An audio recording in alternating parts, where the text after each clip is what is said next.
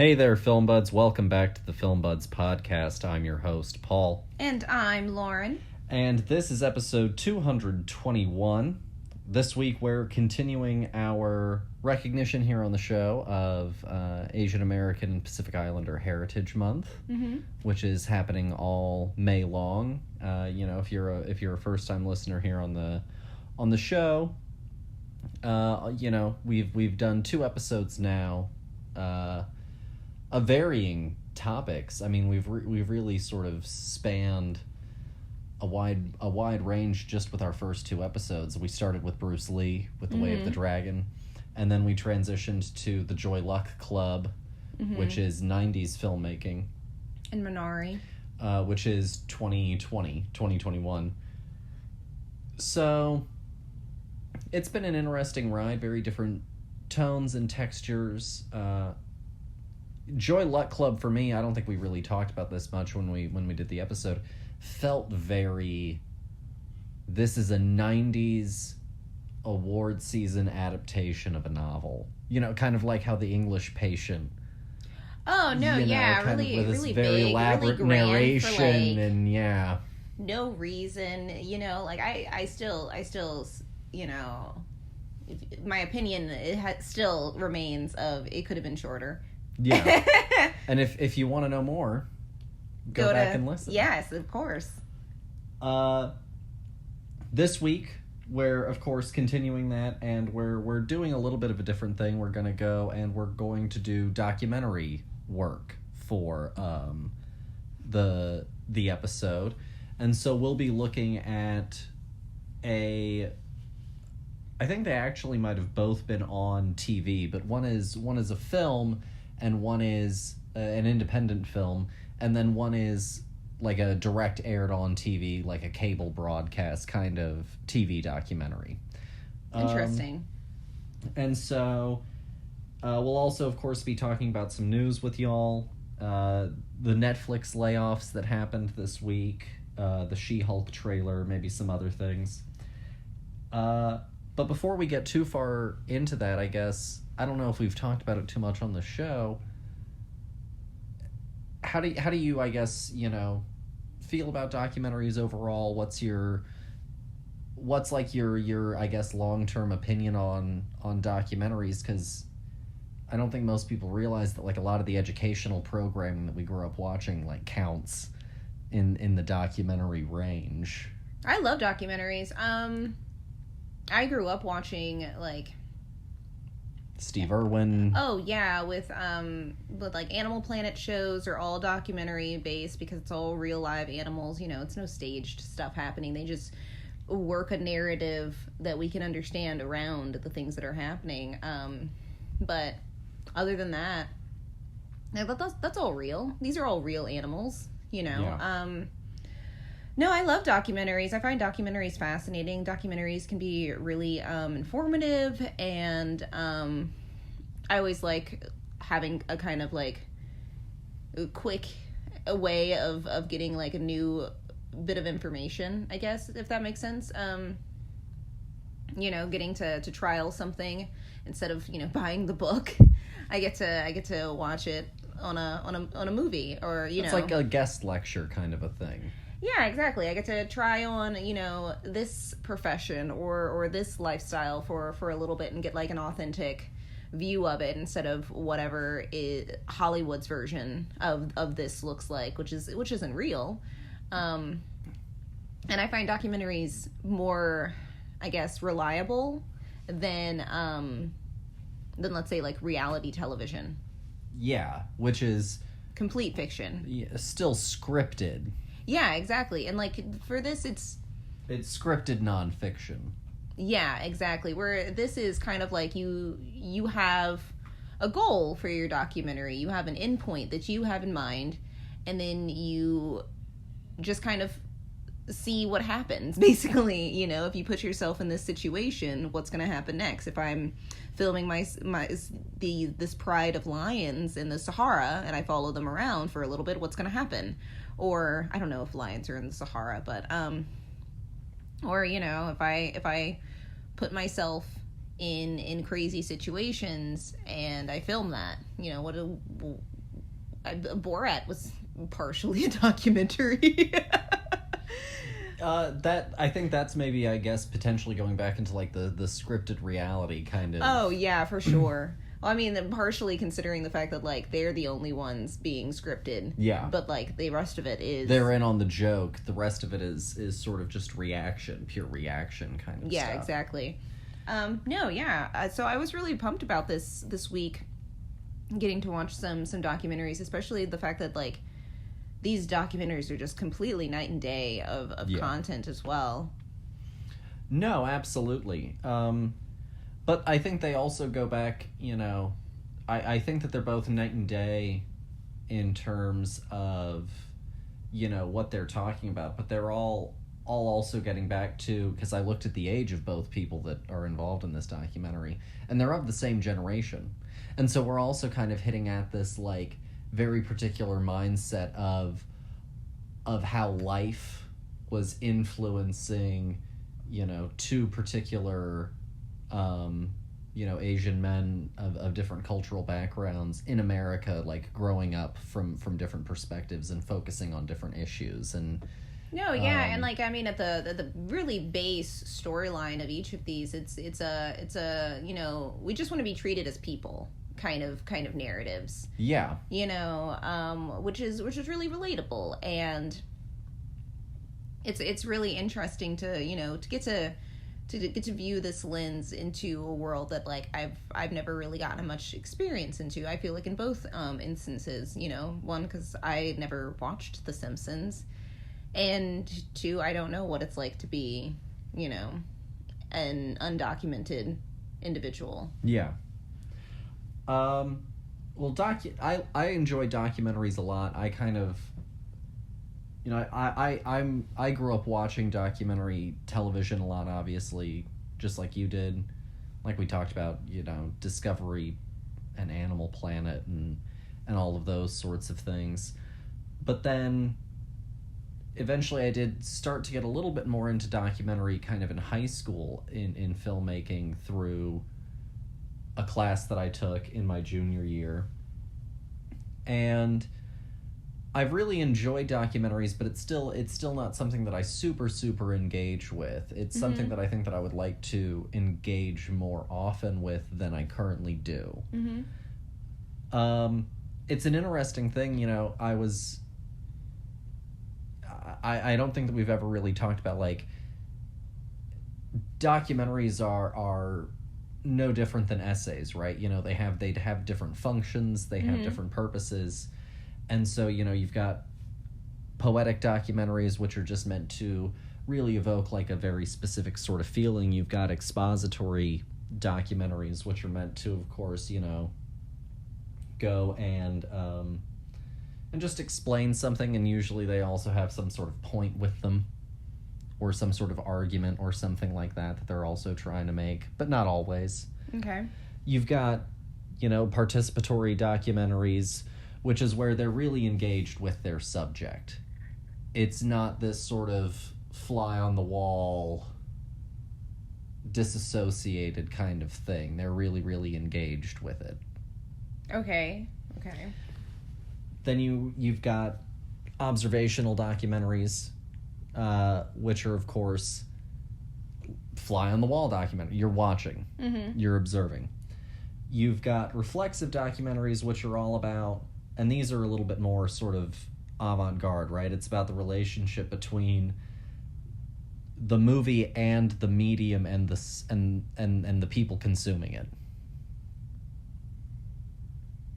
Okay. It's very much aware of the fact that it is a film, and it's kind of like about that sort of, almost like the joke that they're making about Abed the movie in Community, when Abed becomes a prophet and it becomes a movie about the making of the movie.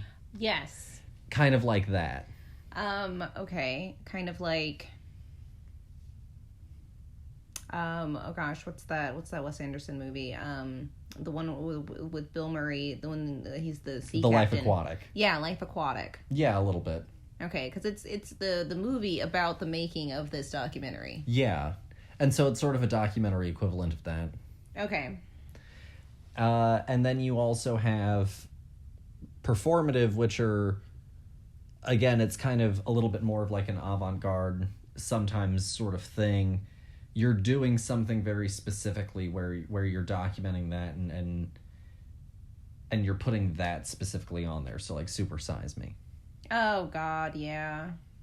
Well, I mean, yeah. I guess like I was saying earlier, putting yourself through crazy things in order to get some kind of reaction to it, whether it be good or bad. I mean, like the Super Size Me movie, even though hasn't it been debunked now? His results have not been recreated. I mean, that's weird. That raises an eyebrow. But, for the time, it was kind of like a scientific documentary almost. You had a hypothesis, and he went through the experiment in a controlled environment, and he got his results. And it was a little experiment of one. Yeah, exactly. So, with this topic on documentary, of course, also I think brings us back to, on a certain level, modern consumption habits as well, because one of the easy things to go and kind of grab are documentaries, because a lot of people make documentaries and look for distribution. Mm-hmm. There aren't a lot of people that go, you know what we're going to do? We're going to start a production house where we make documentaries and get rich off of that. No, usually, it's kind of like journalism. You are a writer with a story, and you get grants to go and fund some of your filming. Yeah. No, I mean that makes perfect sense. And so with that brings us to the streaming age, where people are always going out to try and find things to put onto platforms, and so documentaries are also a part of that sort of. And non-fiction programming in general. So cooking shows, stuff like the stuff that we're going to talk about later, comedy stand-up specials, all of these kinds of things are also things that they go and they try and pull under into the streaming age. And so the benefit of the streaming age is that there's a lot of stuff out there. It is behind paywalls, so you do have to be cognizant of the fact that it's not necessarily accessible to everyone. But there is a wide breadth of stuff that has never been available to anyone before, more available than it would have been otherwise. In a kind of like, I want to try it kind of way. Yeah. You know what I mean? Where I always get frustrated with buying books, right? Where you go out and you read the description of it and you're like, oh, I guess I gotta just kind of go for it, or whether or not I'm gonna like this book or not. And I feel like that's kind of how the documentary scene was before the accessibility of the digital age and being able to just go, well, it's on Netflix. And so one thing that I wanted to bring up, since we are talking about AAPI filmmaking and heritage, things like that, I was looking up stuff and I noticed, as I mentioned, I think back in the first episode, an AAPI Heritage tab on one of the streaming platforms. Mm-hmm. And so I decided that I would go and do sort of a little bit of a dive into that and some of that information, some of those statistics. Because a lot of streaming platforms have that, regardless sort of whatever their motivation is for having that. A lot of streaming platforms go and pick up just a whole bunch of stuff in the name of then being able to say, we have diversity. Yeah. Right? It's kind of like the rainbow washing effect of things. We can successfully say that we have any number of, content available to anybody. No, yeah. I mean, I felt that with Disney and Black History Month, where they were like, these are our 5 things. And then they started to just pull things out of the weeds. It's really funny you mention that. We'll get to that in a second. So I was looking at some actual stuff, and I decided to go and look at some of the things that were available and some of the information and history that I could find. So what's interesting that I did notice was that Netflix made theirs, or if they didn't make it last year, they made a big deal about it, 1 year ago. Mm-hmm. So it's really about a year ago, which is really also, I feel like, when the Stop Asian Hate kind of thing, or not thing, but movement was really kicking off on social media. Also coincides kind of with, like, Netflix. Well, yeah, they and, always, you know, it's a hyper reactive thing where whatever's hot in the news right now, you pick a side and you pick it hard, and Netflix was like, we are totally here for our brothers, you know. And so they not only made their collection last year, they also went and made a commercial for it. Oh, there's a commercial? And they did like a little ad campaign. Oh, that's fantastic. For their AAPI Heritage collection. Oh, gosh. I want it to still be just 5 movies, though. They went through all this effort and didn't have anything. I decided that I would go and do just some very quick, not the world's most in-depth, but little sort of investigating and poking around into this. Mm-hmm. And I used the streaming services that I have available. Mm-hmm. And I have 8 available. Shudder didn't want to work, so this data is pulled off of 7 streaming sites. Oh gosh, 7, 8, 9. So all but 7 of the streaming platforms that I looked at had some kind of Asian American Pacific Islander heritage collection. The only one that didn't was Apple TV, both in the terms of Apple TV Plus and the movies and TV collection of where you can go and purchase or rent things. If it was there, I just didn't see it, but I poked around and I didn't see it. That does kind of make sense for Apple TV Plus, though, because it is just Apple TV Plus original content, and they've been around for like 3 years. Well, and honestly, you know, if you don't have it on, like, your home page, then, like, don't even worry about it. You know what I mean? Like, if you couldn't find it and you poked around, as you put it, I think that was probably far enough poking to go, no, they don't have anything here. Because if you're really going to put it, like, on the back row, that's fair. What's the point? So, of the ones that did, the largest and easiest library to search was HBO Max. Mm-hmm. HBO Max is the only one that allowed you to look A to Z at every single one that they had, just sort of uninterrupted, no category headings. You can just start at the top and go to the bottom. I can respect that. It had 201 titles in that A to Z block. Film and television shows. Well, HBO Max is enormous, honestly. So, beyond that, I went and looked at some of the other ones, and a lot of the other ones had the sort of long scrolling bar, like the Netflix thing, you know, or Hulu. And so for those, it was kind of hard to get an accurate total on how many you had, because you would run into repeats in some of the bars, and you couldn't just go and look at a whole section. So then what I ended up doing was I just looked at whatever the top row was, and I counted how many things were in that top row. Okay. As just sort of like a how many are in their top row. You know, this is supposed to be the thing that if this is where you start, this is, you know, our best display kind of a thing. And so I scrolled around and looked at some of those, and the shortest featured top list was on Discovery Plus. It had 15 programs in its top list. It had more programs if you poked around, but it also still had some repeats further down, and just that initial top list was only 15 titles long. Beyond that, the longest featured list was Amazon Prime Video, which had 58 titles available.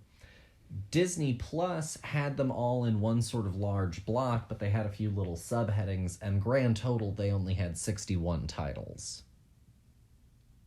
I'm sure that some of those are stretches. So, well, and it's funny that you mentioned some of them being stretches, because on top of that, you also had a few things like in both Hulu and Amazon Prime, the movie Sideways showed up. Are you familiar with the movie Sideways at all? No. The movie Sideways is by director Alexander Payne, and it is about two white guys who go to California wine country for one guy's bachelor party, and they both end up having these sort of affairs while in California. For the married guy, it's just sort of a fling, and it's chaotic. For his best man, it's him trying to get over the fact that he's sort of miserable. And it's about those two guys played by Thomas Hayden Church and Paul Giamatti. And then our two lead women are Sandra Oh, our Asian woman, and Virginia Madsen, a white woman. So 3 of our 4 leads are white people. I mean, they might as well just say that, like, Grey's Anatomy is also a part of the AAPI watch cycle And, because like, I get of it in the the one sense of, character. You know, it is Sandra Oh, and if you wanted to go and watch Sandra Oh's career as a part of that, it would count. But also on a certain level, if we're talking about, like, celebrating the heritage of a people, I'm not sure that Sideways, where Sandra Oh is the woman that Thomas Hayden Church has an affair with his wife on, or a affair on his wife with, is really necessarily, like, something that qualifies. And then it was also, of course, on 2 different streamers. Well, I think that that's really interesting because of the fact that, like, okay, then by that same metric, Black Panther is a white movie because of its one white character. Am I hearing this correctly? Black Panther is a story about white people for white people because of Bilbo Baggins. White pride. That's right. Okay, I just wanted to spell that one out real quick for you. Well, and then also I was looking at it, and, you know, some of them are also, I think, things that are just sort of funny. Like, one movie that I saw, you know, was, again, like, Shanghai Nights, Shanghai Noon. But then I also saw, furthermore than that, The Scorpion King. Which does have, admittedly, 2 AAPI leads. It has... yeah, but they're playing Egyptians. Oh, okay. That's what? So I had a real fun sort of poking around through all of that, but then furthermore on top of that, I decided to go and pull up some hard data. So I went and decided to poke around at a few different sources beyond what I had already looked at. And so one of the things that I found, it wasn't related to Asian American heritage, but it was related to streaming services and the Black History Heritage kind of tabs that they have. Mm-hmm. And so with that tab, they went and they did an examination of all of the content available, and they looked at the films and the TV shows in Black History Month or Black Stories or Black Lives Matters tabs, and looked at the percentage of the movies and shows in those that actually had a black director or writer or creator. And so in Disney Plus, only 17% of their TV shows that were under this sort of, you know, black celebration tab had a black creator, producer, showrunner, writer. And only 45% of the movies did. Oh, that's really a bummer. Honestly, like, looking at these numbers, Netflix is looking really good. Yeah, comparatively, it's 62% and 75%. And I think that that's really interesting also that, like, no offense, 62% is considered a good number if you look at it. Well, yeah, I mean, comparatively speaking, but, like, it is more than half. But also, it still isn't 3/4. Oh, no, and the highest number is 3/4. It's 75%. So that means that there's still a 25% But like I like 75%. I think that's acceptable. I wish that it was kind of, in the 60s to 70s all the way across. The fact that it's like literally just like going downstairs almost. Yeah. That's really sad. And Disney, definitely comes in real low on that front. But also, if I'm not mistaken, Disney in general also just did not have that many. It only had 37 pieces of content. One of those is The Color of Friendship. Yeah, for sure. Which is probably one of the things also written by a white person. So that was one thing that I wanted to bring up. Another thing that I wanted to bring up actually came from Nielsen, who does the TV ratings. Yes. And all of that is focused around representation of different groups on screen based on percentage of screen time across different platforms. So broadcast, the big five that come to your TV, cable, and then straight to video. Okay. Or streaming and video on demand, rather. And so if you go and look at some of those numbers, you look at some of them. And even though, like, here's a great example in terms of when we talk about parity or equality of numbers, right? Women are 50% of the U.S. population. However, on broadcast TV, they only make up 43% of stories. Now, you may say, you only take up 43% of screen time. So that's also not even necessarily them being, I guess, the lead of their story. They just take up 43% of screen time. Well, that just means that most shows are male-centric because who gets the most screen time in their own show? It's the lead. So then you go down, and I was looking at some of the other ones, and we started to look at some of the other breakdowns, and they go really far down. They have South Asian, East Asian, Southeast Asian, and they break it down as South Asians make up less than a whole % of broadcast TV screen time. Yeah. Less than 1 whole % of cable TV screen time, and 1 whole % of streaming and video on demand screen time. Then you go down and you look at Southeast Asian, and across all 3 categories, they make up less than 1%. Wow. And then, of course, you have East Asian. Now, East Asian people are of all types of Asian American Pacific Islander people, East Asian are the most dominant group in representation. Yeah. And so they make up the most out of all 3 of these groups at 2%, 1.4%, and 2.8%. And these are recently produced stats. These are from 2021. Whew. So I decided to then go and do a little bit of a look further, and I decided to go and pull up some census data from the U.S. Census Bureau. And so when you're looking at the population of female persons in America, 50.8. Amazing. You look here, they don't necessarily get as specific with their breakdowns of Asian. Asian across the board is just 5%. I mean, 6.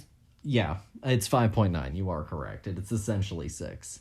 So then you go back and you look at these numbers and you go, even if we say that, East Asians are overrepresented in these Nielsen numbers. Well, I mean, even if you add all of these numbers together, we're still not hitting 5%.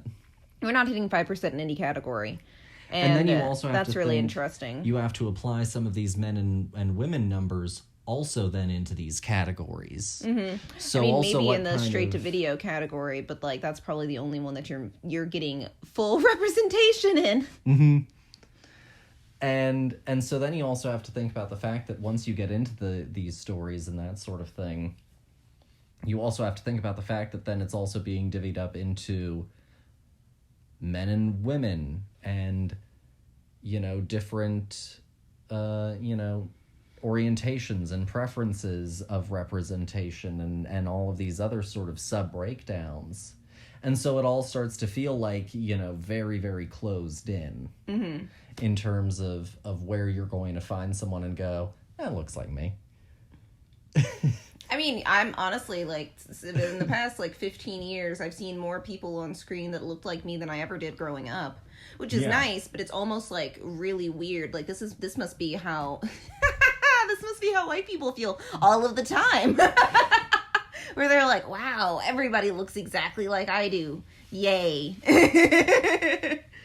But I thought that you would really enjoy some of that sort of diagnostic breakdown of some of this information. And I thought that it would also really help and be relevant to some of the conversation that we're going to have moving forward with our two movies. Yes.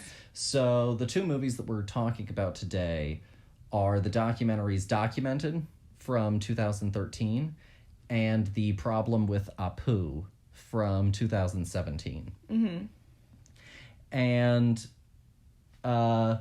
they tell very different stories, but again, they also do get back to that sort of core heart idea of what is a human experience and how do I want to be perceived as a human, and who is shaping that narrative and how, and some of those things. Mm-hmm. And so I guess if you're ready to go on into it. Yeah, let's do it. Cool. So first up is the 2013 film Documented, which comes from Jose Antonio Vargas. Mm-hmm. He is a Filipino-American. He came to America when he was 12 years old. We'll find out a lot about his story when we talk about, or if you watch Documented. I mean, I think that everybody should watch both of these, honestly, but I think that this one is the more, heartbreaking, impactful one. Yeah. And so that's the very broad strokes about him. He's a journalist. He's a Pulitzer Prize winner. And he won his Pulitzer, I looked into it, for a series of pieces that he did with a team about the Virginia Tech shootings. Oh, okay. Light bulbs are going off everywhere now. I had never heard of this man before, but that does sound very familiar because I was right over there. You were, yeah. That was back in 2007. Mm-hmm. So he was one of the journalists who covered the Virginia Tech shooting in 2007. He won his Pulitzer in 2008 along with the others. He has worked at Washington Post. He's worked at Huffington Post. He's been published in various other places.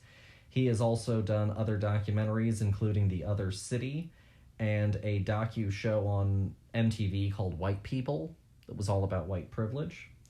Interesting. And he is the producer, he's one of the producers of the Tony-nominated Broadway show, What the Constitution Means to Me. Oh, that's a Broadway show that I walked past every single day going to work and went, I have no idea what that's about. And I've never once looked into it. Well, now I know that he's a part of it. Maybe I should. So, Documented came out in June 21st, 2013. It's an hour, 29 minutes. It is directed by Ann Lupo and Jose Antonio Vargas. It is written by Jose Antonio Vargas. And the plot, it's a little bit of a mouthful. There's not a condensed plot synopsis, so you're just gonna have to deal with what I got. Oh, is it like a whole paragraph? Yeah. Ooh, fun. Let's do it. In 2011, Pulitzer Prize-winning journalist Jose Antonio Vargas outed himself as an undocumented immigrant in the New York Times Magazine. Documented chronicles his journey to America from the Philippines as a child, his public struggle as an immigration reform activist provocateur, and his journey inward as he reconnects with his mother, whom he hasn't seen in 20 years. A broken immigration system leads to broken families and broken lives. He was a writer. So, it only seems right for them to literally give him, a book ending for his documentary. Fair. So that's the broad strokes of it. And now I will turn the discussion over to you, dear. What did you think of Documented?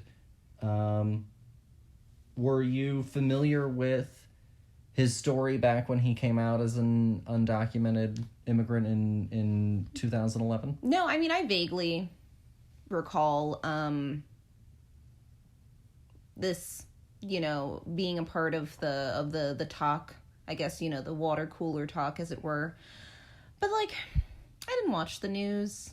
I was busy being senior year of high school and whatnot, and figuring out the life's next steps. Like, I wasn't paying attention. Yeah, and right after that, I guess you were then moving to Virginia as well. Yeah, so it was just kind of like, it didn't phase my radar really at all.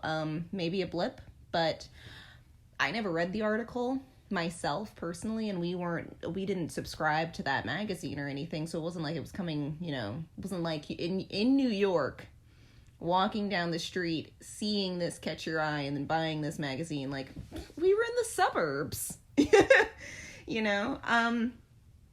So no, this was a complete, like, new beginning for me.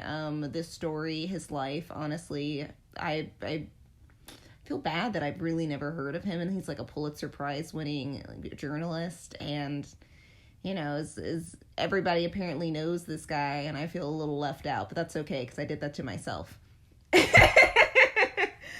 But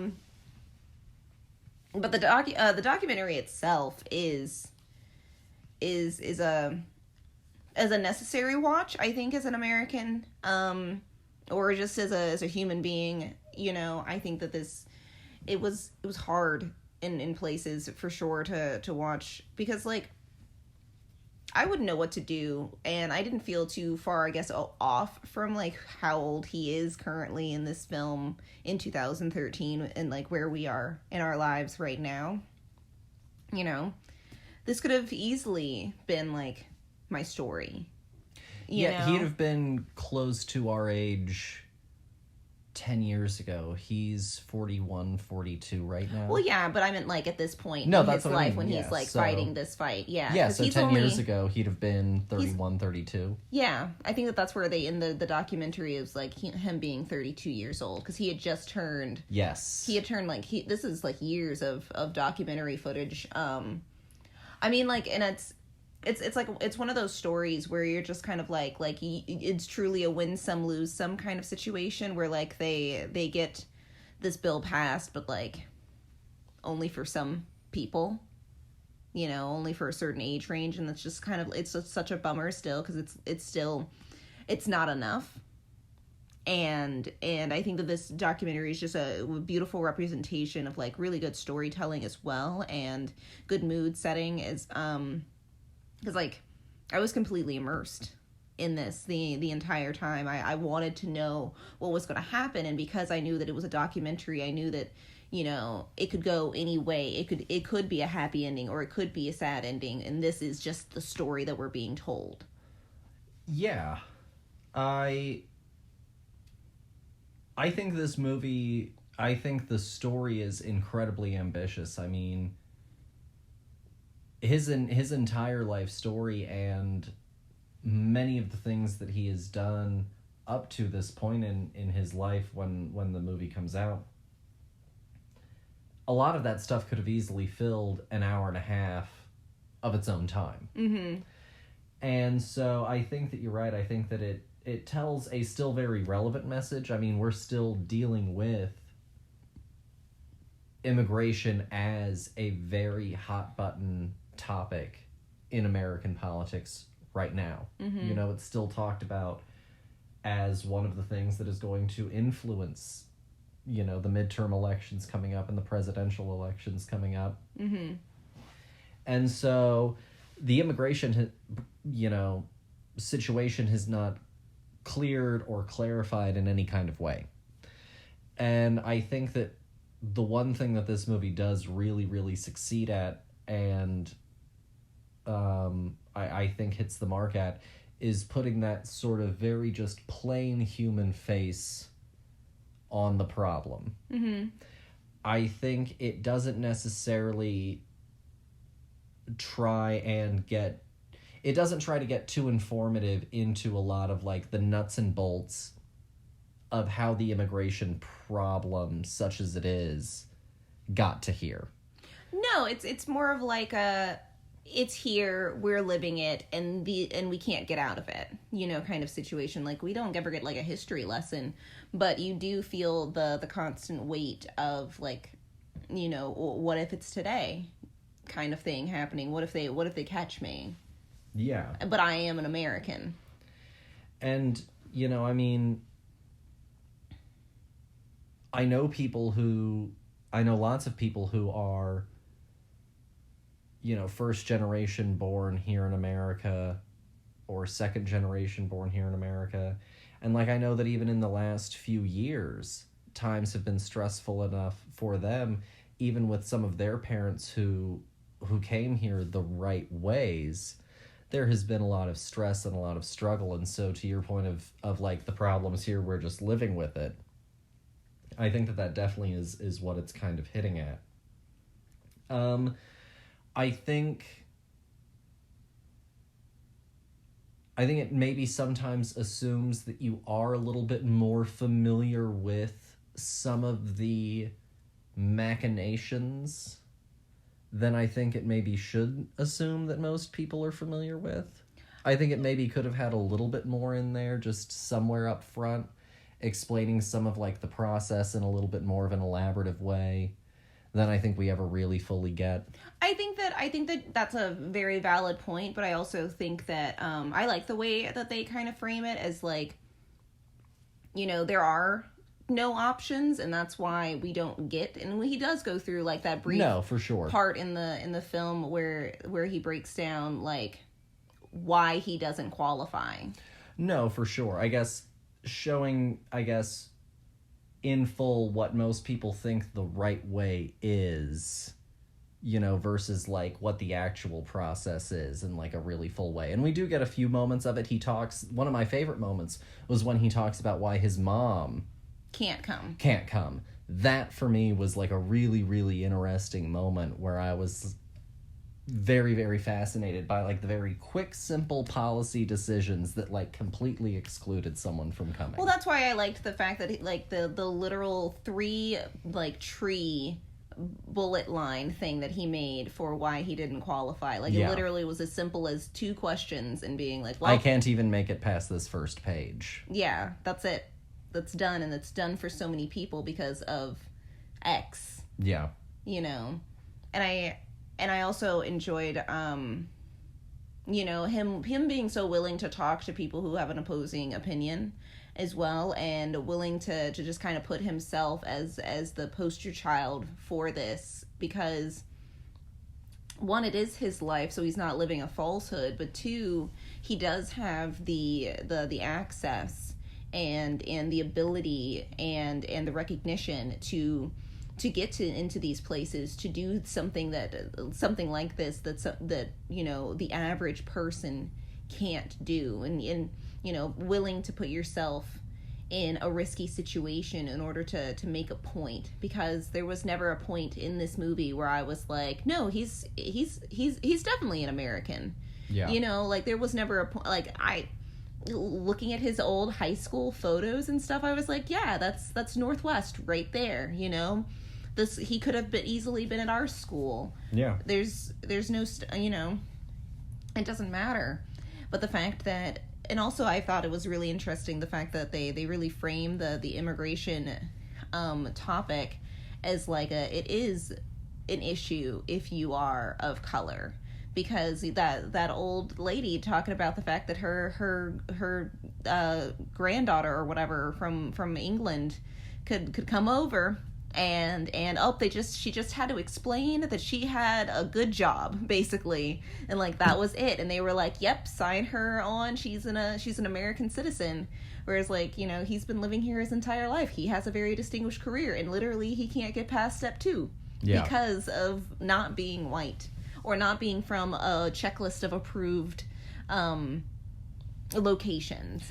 Well, and one of the things that he ended up getting involved, he's undocumented, he's also gay, and one of the things that he also got very involved with was the fight for marriage equality. And for him, part of his framing device for why he was so in favor of it beyond his own, well, not beyond his own, but in conjunction with his own perspective as a gay man, was the fact that it's partially an immigration issue. Because if there's no marriage equality, then also gay immigrants and lesbian immigrants and things like that, they can't then come and marry into citizenship.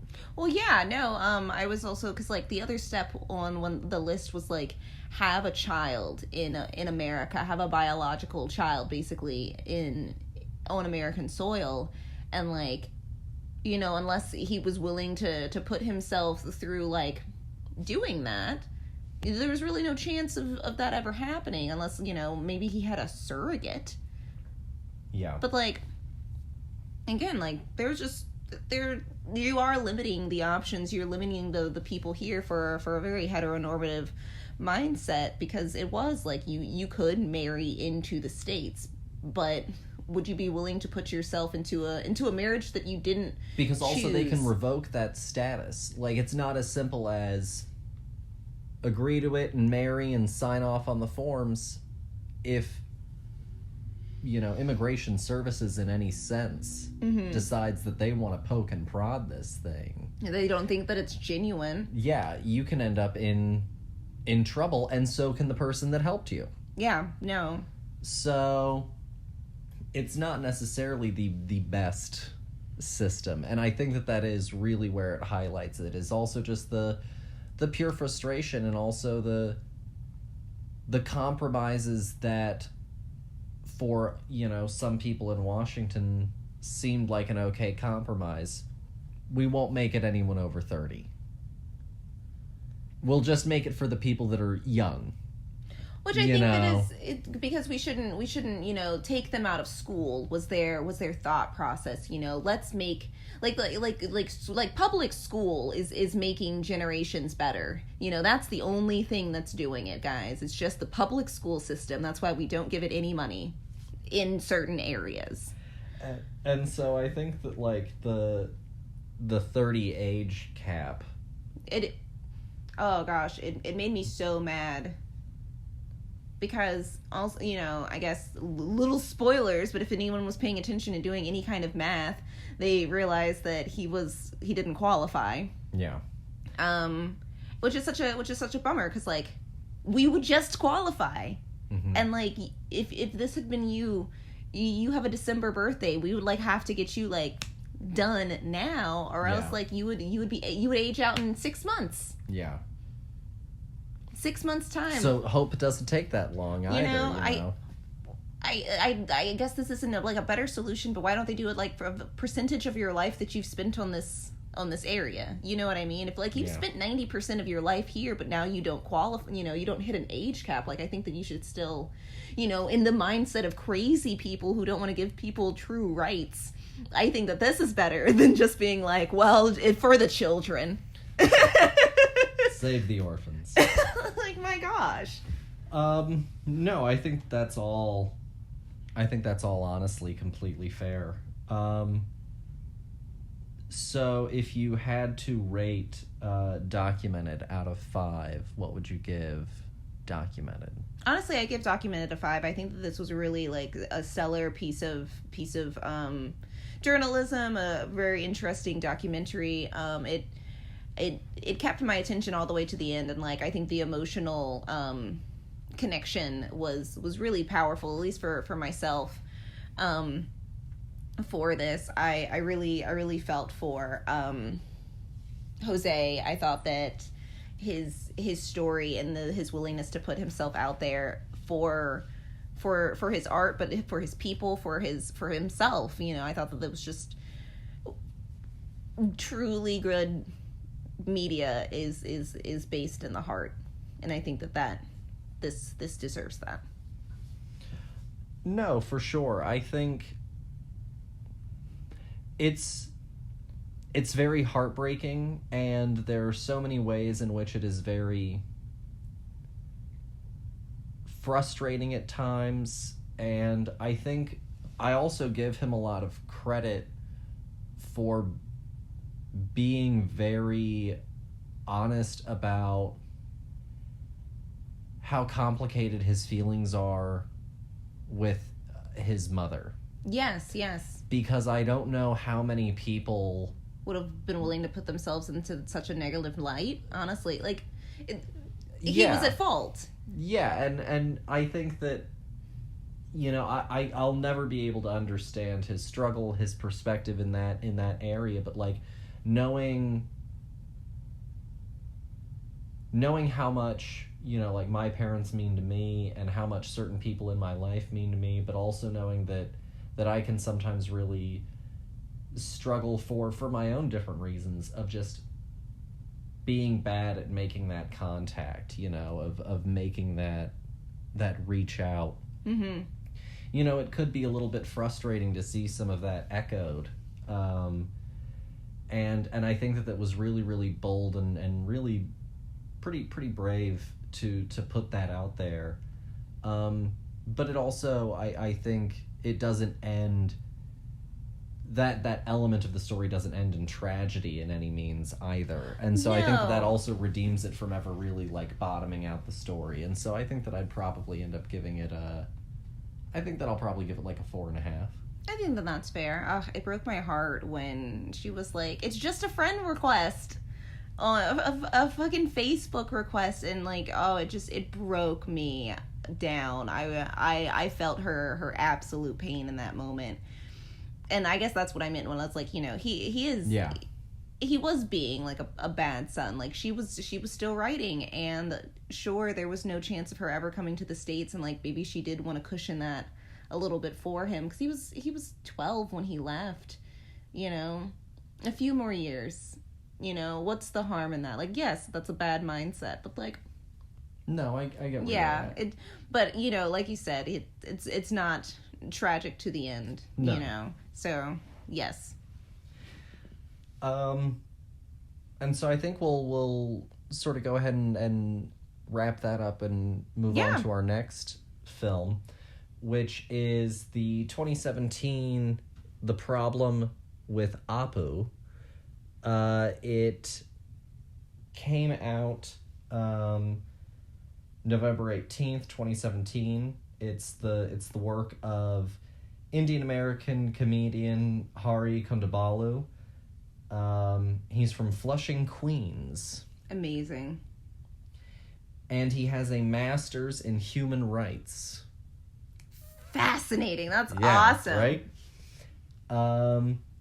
He has been in stand-up since 2006, and part of his old stand-up routine included him reading the U.S. citizenship application aloud.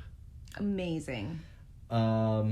He's got 5 comedy albums, he's got multiple specials, and he has appeared on podcasts, including Politically Reactive, which has 3 seasons or 4 seasons, and he's a rotating host, or he's one of the rotating hosts on a show called The Bugle. Like I said, it came out November 18th. It runs for 49 minutes. It's available on Hulu. Yes. And the premise is, or plot, is comedian Hari Kondabolu confronts his cartoon nemesis, Apu Nahasa Pimapetilan, the Indian convenience store owner from The Simpsons, and the larger issue of how Western culture depicts Southeast Asian communities. You can tell that neither of us have ever watched, like, The Simpsons like that, because I've been staring at this name. I don't know what the fuck you're talking about. I just know that the last part is, like, Petalon. And it is directed by Michael Melmadoff. So I guess I'll go ahead and start this, since you started the last one. See. I don't think I have ever, in my entire life, seen a single whole entire episode of The Simpsons start to finish, front to back. Don't think it's ever happened. I just wanted to start there. What's my opinion on it? Fuck it. What's my opinion on Matt Groening's work overall? I've seen random episodes of Futurama. Some have been better than others. I watched that fantasy show that he did, Disenchantment. Yeah. It's fine. It had one bit that was really, really good with a cop chase in season 1. But, like, other than that, the whole thing was a little bit of a wash for me. Hilarious.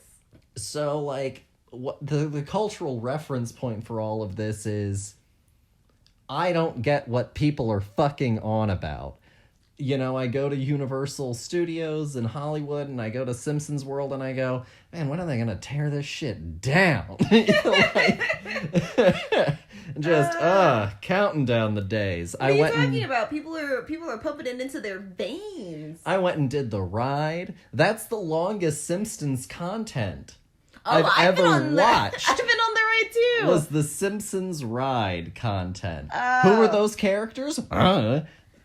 No reference point. So absolutely hilarious. I was more aware of this and like some of the backstory of this and some of the backlash of this and some of what has come from it than I really have like a hard understanding truly of anything beyond there is the Simpsons, there is Homer, there is Bart, there is Marge, there is the baby, there is Lisa. And there is the baby. Oh gosh, absolutely wonderful. So I was very aware of this, and watching it, I really enjoyed it. It kind of hit exactly what I was hoping for from it. It was much funnier than I guess I thought it was going to be. Oh yeah. I didn't think that it was going to be like hard-hitting journalism, but like I really there were some legitimately funny as hell moments, you know, scattered throughout this. Well, I mean, he's a comedian. He couldn't make something and not have it be funny in some way, shape, or form. No, that's it would be off brand. That's a very fair point. But I wasn't really familiar with his work as a stand-up. I'd seen some bits of his, but I had never seen like a full special of his, of Hari's. But I thought that he was really, really funny. I thought that hearing everyone's perspective was really good. I thought that he got some really great guests on. And for the most part, I really, really, really thought that this was a really great little experiment. And I think ultimately also, again, I think it did exactly what he wanted it to do. Mm-hmm. What about you? Oh, I really enjoyed this. So, gosh, what was I doing in 2017? Apparently not being aware of this. I had no idea that this happened, but also, like, I'm not up on the latest Simpsons news either. I guess my relationship with The Simpsons is, my mother banned it from the house. That's the Karen I know. Uh-huh. She thought that it was absolute dribble, that it was the worst thing that had ever struck the television, and refused to have it on in the home. I think that's probably why I drifted to like Family Guy as like a child, as like a rebel thing. I was like in the middle of the night watching Adult Swim Family Guy, and I think that if Family Guy had been on instead of, if The Simpsons had been on instead of Family Guy, like then I would have probably watched it there, but. So I never really watched The Simpsons until much later in life, and I've now seen episodes of The Simpsons scattered, I think because of access to it being on streaming services now and being curious as an adult. And I'm with you. I don't get it. I don't get it at all. I absolutely don't understand. And I think that maybe I needed to be an adult in the times of when The Simpsons was coming out, or like the target demographic when The Simpsons came out in like the late 90s or maybe you need to have the 80s. same brain defect that makes you think Friends is funny. I mean, maybe. Because I literally just couldn't care less. I think that I think it's fascinating how many crossovers The Simpsons have done, how long this story has lasted for. Oh, they were a cultural titan. I mean, it was like, Oh gosh, I can't even think of like another touchdown. Like it's like Teenage Mutant Ninja Turtles for like 80s kids. Family Guy doesn't have a fucking theme park. Family Guy does not have a fucking theme park, indeed. And honestly, like, I don't see them getting it because at minimum, the Simpsons is always trying to do something new. The most of the Simpsons I have ever seen are like the Halloween episodes, I would say. I think I enjoy the Halloween episodes just because it's kind of like a weird little one-off stories here and there using those characters, but I don't need to like know their inner workings of their character or their relationships with anybody to really get it. So this, without really a lot of context behind who this character was, other than the fact that, like, as a person alive during the time of The Simpsons, I knew that Apu was a character on The Simpsons. Like, that was pretty much my relationship with this character as a concept, and I didn't know who Hank Azaria was at all. I had no idea how many voices he had done in the show. I didn't know anything about this show. I think it's amazing how many voices he can do. I'm just going to throw that out there right now. And then I think that he should stop if he has not already. Oh, okay, good. Thank God. He's issued a full-throated apology. I'm so sorry after watching this and how much, like, they really, like, begged him to be a part of it, and he was like, nah. So he wasn't a part of it. I'll let you know a little bit of this. So, like, he wasn't a part of it in 2017. They tried to materialize some sort of middle ground. That ended up not coming through. They did an episode of the show where they addressed it, but it was kind of crap in some people's opinion of how they addressed it, because essentially they went, man, something that was once beloved is now considered offensive. And just kind of like shrug it off and just sort of leave it there. Oh my gosh. Azaria ended up officially coming out and being like, I have offended people, and if it's offending people, then I just need to listen to people and leave the character alone. And he quit voicing the character. Eventually, The Simpsons did come out. This was after the George Floyd protests, and said that they will no longer have in any instance on the show, any non-white character voiced, even for a second, by a non-white or a white actor. And then he also, Hank Azaria, sometime around 2020, 2021, I believe, was on Dax Shepard's podcast and talked about it, and talked about, you know, the harm that he did and sort of his remorse for that, and his taking part in that and perpetuating some of that. Well, that's good. So you want to talk about a documentary that maybe didn't get the results that he was wanting immediately? Within it, but it did happen. You know, Yeah. it struck a chord enough that people were willing to listen, which I think is fascinating, that you have to, like, make something so elaborate in order to wake people up and realize that maybe this isn't the right course of action. This was the thing that literally finally got The Simpsons to be like, okay, I guess we're done with this now, instead of continuing to make a joke out of a joke. But that aside, I really enjoyed this a lot. I had never heard of Hari before this. Like, I've never seen any of his stand-up or anything like that. I'm not really a big stand-up comedian kind of person. Like, I don't sit and watch. Yeah, I was comedy. I was thinking about asking or addressing that with you, was the fact that, like, you know, I've seen a little bit of his stuff, not a lot. But I watch more stand-up than you do. Yes. And the only reason that I probably haven't watched much lately is mostly just because, like, we don't. Well, yeah, I mean, I have nothing against stand-up comedy. For me, it's not. It might be like an environment thing. You know, maybe I need to be in the room with the comedian, like, for it to be funny. But sometimes for me, like, I just don't find, like, watching stand-up comedians, unless they are really good, it's gonna be like a painful 2 hours, you know, for one joke that's funny every 10 minutes does not land for me. Like, I had a really hard time with, like, the Dave Chappelle ones. I was like, oof, these are rough.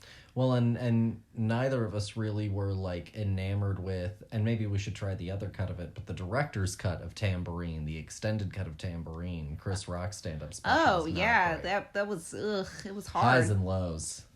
So, like, I don't know if I'm willing to, like, put myself through that just for, like, a few fun jokes. Like, I think that I've always been more of a, I'll catch the funny things on the internet later. Mm-hmm. You know, somebody else will find the funny things for me, and then they'll condense them down into a 2-minute bit, and I'll be like, that was the gem right there. We found it. And I didn't have to search for it myself, you know.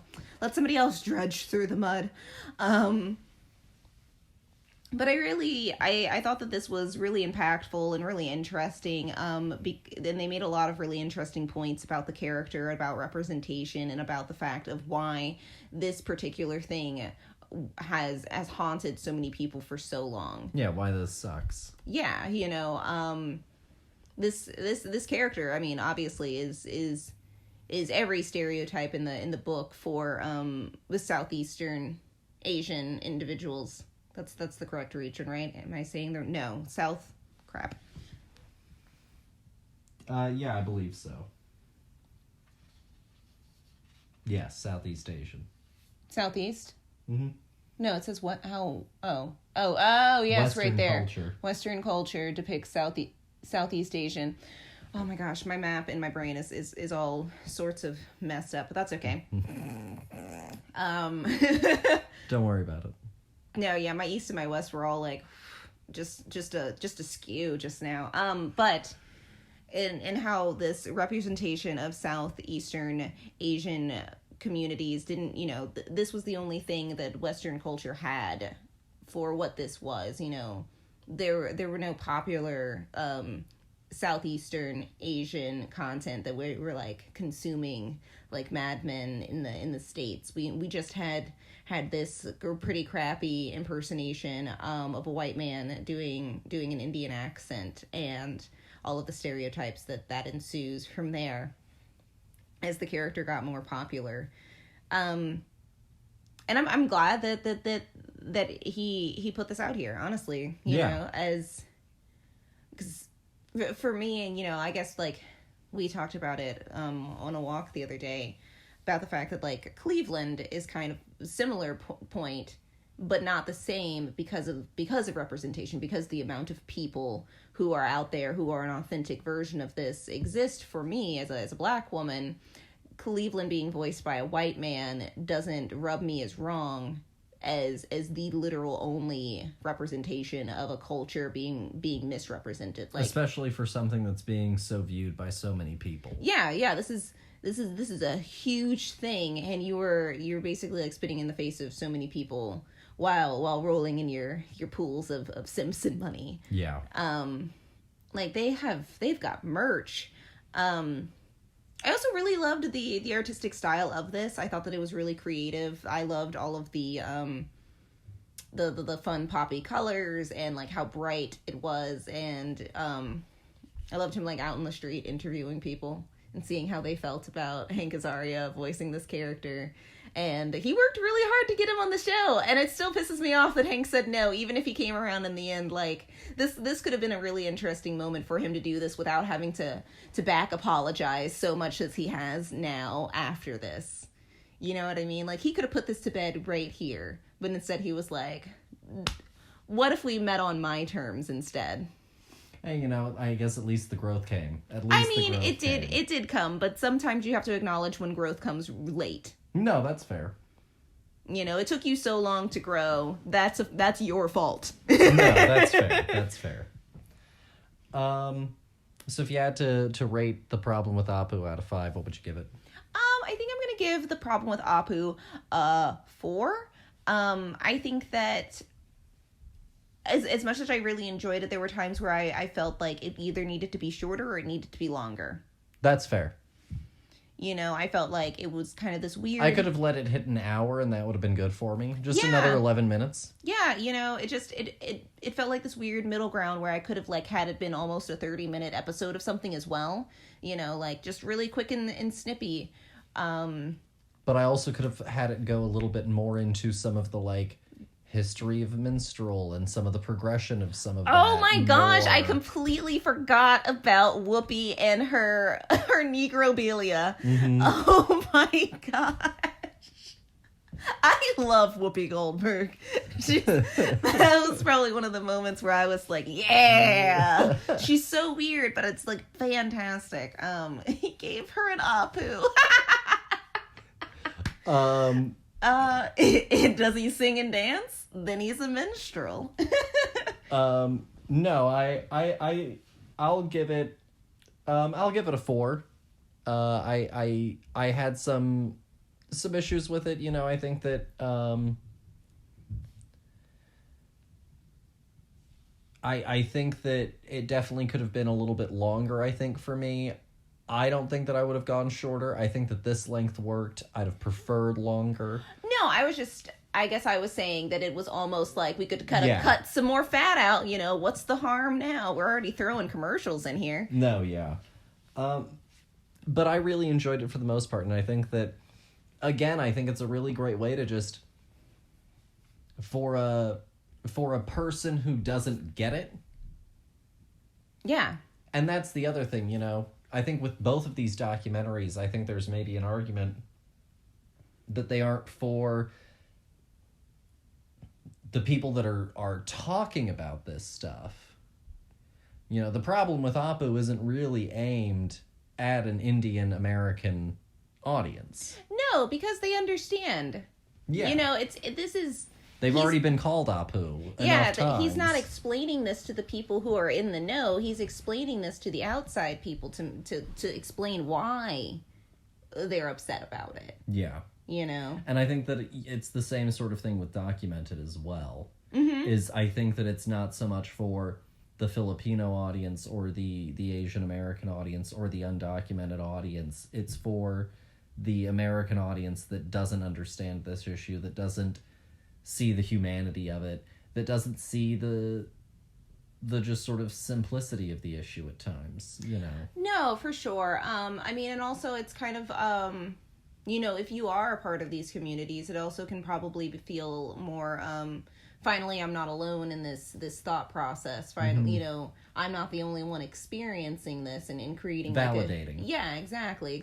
And that can be helpful as well. But to your point, these aren't for the people who are mad. Primarily. No, yeah, these are for the people who just don't understand what the fuck people are on about. It's an educational tool primarily. Yeah, and I think that both of these were legitimate resources in that department for if I wanted to present this to somebody to educate them on an issue. You know, I think that either of these would be appropriate tools for understanding what the big deal is. Yeah. No, absolutely. I guess we should go ahead and start moving into wrapping up the show. Yeah, let's do it. Let's put a bow on it. So, I only have a few little bits that I wanted to sort of bring up. The first thing that I wanted to bring up was Netflix has gone and citing their slow first quarter earnings and some of the economic slowdown that has occurred inside of Netflix. They've gone in and laid off several people. They've laid off 150 people, primarily U.S.-based employees, some people with some of their marketing departments, some people inside of the working departments of certain shows. They've canceled with this layoff also 3 animated shows in total. But furthermore, on top of this happening, this is also all on the heels of a memo going out discussing a switch in Netflix corporate culture. Okay. And they went in and updated some of their language and statements and stuff like that. And in one particular part of this very long webpage on Netflix's jobs page is this section called Artistic Expression. And it says, entertaining the world is an amazing opportunity and also a challenge because viewers have different tastes and points of view. To help members make informed choices to what they watch, we offer ratings, content warnings, and parental controls, blah, blah, blah. Not everyone will like or agree with everything on our service. While every title is different, we approach them based on the same set of principles. We support the artistic expression of the creators we choose to work with. We program for a diversity of audiences and tastes, and we let viewers decide what's appropriate for them, versus having Netflix censor specific artists or voices. This is literally just them being like, we can have really aggressive, offensive things. Like Dave Chappelle, if we want. Yeah, because we have a little bit for everybody here. And because people want Dave Chappelle, and because we chose to work with David, we're not going to censor him. Yes, even if that means that we lose viewership. As employees, we support the principle that Netflix offers a diversity of stories, even if we find some titles counter our own personal values. Depending on your role, you may need to work on titles you perceive to be harmful. If you'd find it hard to support our content breadth, Netflix may not be the best place for you. I think they're really selling it for themselves, you know. They're really making me as an artist feel heard and represented, and not shut up and take it, and or you're fired. Well, and like this is also kind of in the same sort of wake as there being the walkouts recently for them continuing to support people like Dave Chappelle and some of these kinds of things. And so I think that it's really, I do think that it is a little bit interesting that, well, and they even went and like, it goes a little bit further than this. I didn't want to go and put it together without having everything kind of fleshed out as thoroughly as I would like. But, also inside of this whole corporate culture memo, they're essentially like we let you get away with so much kind of like attitude almost. They're like a bad like partner, you know, a bad relationship, boyfriend, girlfriend, whomever. It's just like a ew, you know, I let you do this, so you should be grateful. Like there's a thing where they're like, as far as, you know, what you're supposed to spend on the show, we have very clear rules, you know, like do what's best for the show. Like it's their language I find to be very I'll just say interesting for the time being. It's worth a look. If you're curious, like I said, you can go and you can find this thing on the jobs page. It's jobs.netflix.com/culture. I like that they put /culture there. You can find this whole thing all about their new corporate culture. And I love the fact that they have some stock photos of people in like hanging chairs, like, oh, look at how nice it looks to work here. Look at all these plants. Yeah. So that was what I wanted to bring up, because it's always interesting, and it's something that is also always worth watching, you know, in the media landscape, especially as we've talked about. You know, these streaming services aren't monoliths, and so Netflix performing worse than expected, while it did have some reasonable explanations, including cutting off service to Russia, it did also sort of ruffle some feathers and signal some people sort of like, maybe this thing isn't airtight, you know, kind of. Well, I mean, feeling. With statements like that, they're basically like, you know, what's stopping them from just becoming Pornhub? They're like, well, you know, not all content is going to be appropriate for all people. Well, you just have to suck it up and look at that person suck a dick.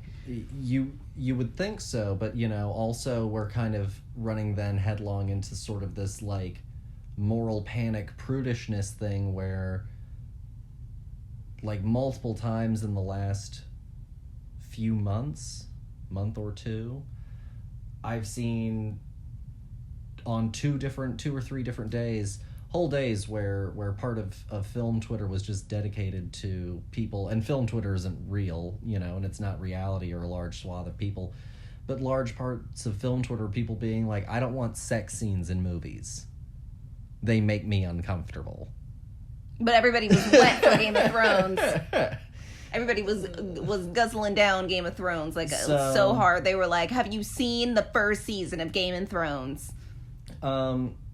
So I think that, and you look at HBO, and HBO used to have softcore porn, and then once they got bought by AT&T, baby out with the bathwater. I think it's funny that they're like, oh, sex, dirty, disgusting, filthy things, even though it's all in the Bible. And even though we're going to use it to sell these Hardee's burgers. No, yeah, we are going to do that. Going to have Kate Upton on a Corvette eating this thing with flames in the background. But But we're not going to have that. But the transphobia, sign me right on up. Don't mind if I guzzle it down. That's right.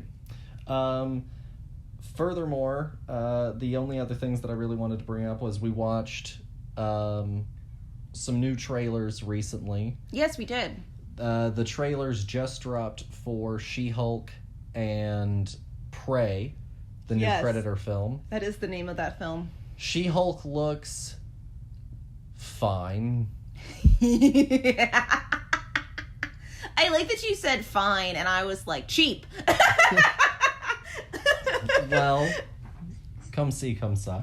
Oh gosh, it looks like they were like, well, we've got him hooked, guys. We don't have to try anymore. I guess the thing that I don't get,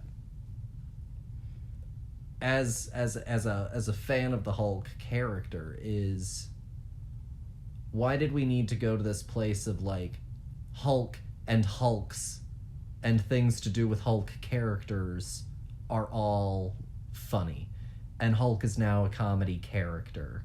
And like, I really truly think that part of it was just that like most people don't know what the fuck to do with the Hulk as a character. There's only been one movie in the MCU that really did Hulk from the comics and from some of the the Hulk character the way that I know him and have enjoyed him for years. And that was the Avengers movie, 2012. Mark Ruffalo's first outing as the Hulk. I think is like the best portrayal of the Hulk in a movie. And Bruce Banner in a movie. Well, yeah, I mean, but you don't really have a lot of options because if you're not willing to go back to the old ones where it's just some muscle dude with some green paint on his body, then you're really just, it's either that or it's the Ed Norton movie, which is... Or the Eric Bana one. Yeah, and like, I think that all of those kind of hit the same kind of tone of what a Hulk story is, very serious, but now to your point, it has gotten to be funny for some reason. I'm not sure why. I'm not sure if anyone actually signed up for this and everybody was just like, we need more content. What's another character who's the Hulk? I know, let's just go through the plethora of Hulk adjacent characters. Oh, look, a cousin. Well, and like, how did she become Hulk? Did he accidentally give her blood? Like, what the hell? It's not genetic. It was a science experiment. And you look at the Marvel movies, and the four Avengers were always Thor, Iron Man, Cap, Hulk. But the movies really ended up treating, especially once you hit like Infinity War and Endgame, it was the Trinity. It's Cap, Thor, and Iron Man. Mm-hmm. Hulk is not a part of that. Hulk ends up getting relegated to background status. Which is so sad because Mark Ruffalo is fantastic. And I think that after that first outing, they really just didn't know how to write for the Hulk. They didn't know what made Bruce interesting. And so they just started to make him awkward and funny.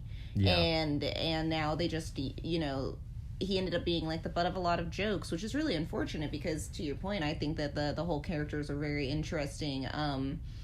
A battle with anger as a source, deep down extreme anger. I think that's a relatable thing and is something that people do have to manage. And now we're just like, oh, he's just Bruce Hulk, and it's just happy-go-lucky fun times, and it's an 80s sitcom. He's got tacos.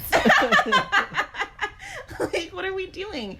And I think that they should have just either kept her big or had some reveal at the end that, like, she is also a Hulk, because, like, I think that it looks really bad, the constant jumping back and forth, at least in the trailer that we saw of her, like, being big in some scenes and being regular sized. I think that they did not know what they wanted her to look like when she became green, and so she just kind of looks like green huge Barbie. Yeah. Like, she's got perfect hair, but it doesn't, like, she doesn't look like she's a part of any scenes. But that's why, I mean, it looks cheap. They didn't have the budget to literally smooth out those lines that much more. Yeah. Prey is just a teaser, and it just promises that it's a Predator movie with Native American people.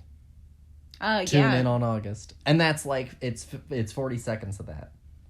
Yeah, I mean, all you see is, you know, two people, one person running, and then they get pulled down by a person who's hunting a person who's hunting. Basically, you know, who's being hunted. Yeah, hunting the hunted hunters.